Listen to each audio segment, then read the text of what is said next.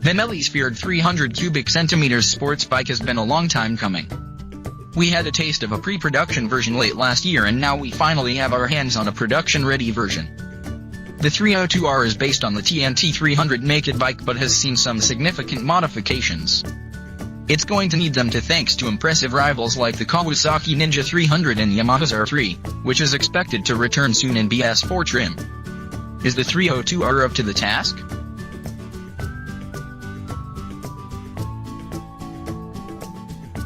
A major draw in the buying decision of a fared sports bike in India is the way it looks, in the eye-catching 302R scores big in this department.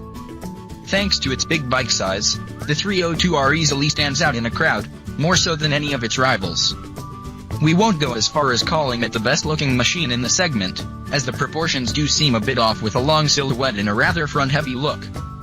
Thankfully, Benelli has tidied up the graphics and it doesn't look quite as busy as the pre-production bike. There are also quite a few neat design details like the lion motif along the sides, funky exhaust and can-in plastic inserts near the tail section. We're also big fans of the classic Benelli metallic silver and green paint scheme that reminds us of the old Tornado 900 superbike. The dials are fairly simple, but offer all the information you need outside of fuel efficiency data. Fit and finish levels are acceptable and nothing stands out as cheap or flimsy looking, but the lack of a hinged fuel filler cap is surprising.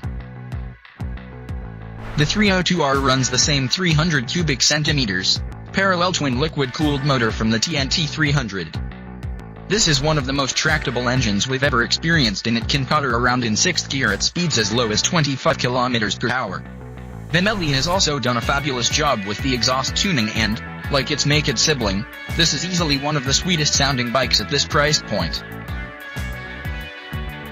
That said, while the gearbox itself is precise, the engine isn't quite as smooth as the competition and has a slightly gruff feel.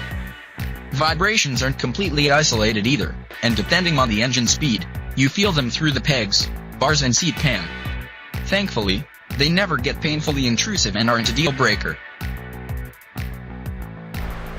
With 38.8 HP and 26.5 nanometers of torque, both developed above 10,000 RPM, the 302R makes nearly identical power and torque to the Kawasaki Ninja 300.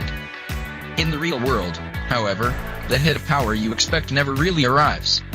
The motor revs out all the way to 12,000 RPM, but to get anywhere in a hurry, you've got to keep it above 8,000 RPM. And even then the rate of acceleration isn't as exciting as we'd like. But this is still a pretty quick machine and, given the space, you should be able to see upwards of 170 km per hour on the clocks.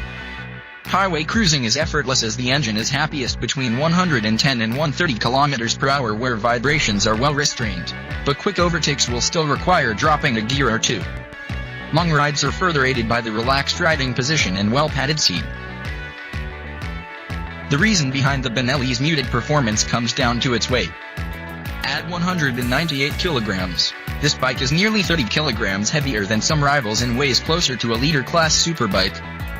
The good news is that the 302 handles its weight well and you only really feel it while taking U-turns or pushing the bike around a parking lot. City riding is easy thanks to a decent turning radius, good heat management and realistic ground clearance. Benelli went further than just slapping a fairing on the TNT 300 and gave this bike a revised trellis frame as well as a new swing arm.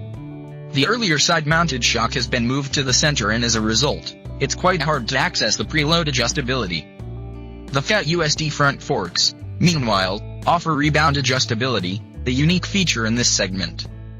Ride quality is well judged, with a supple feel that absorbs bad roads well and yet offers a confident and planted feel through the corners.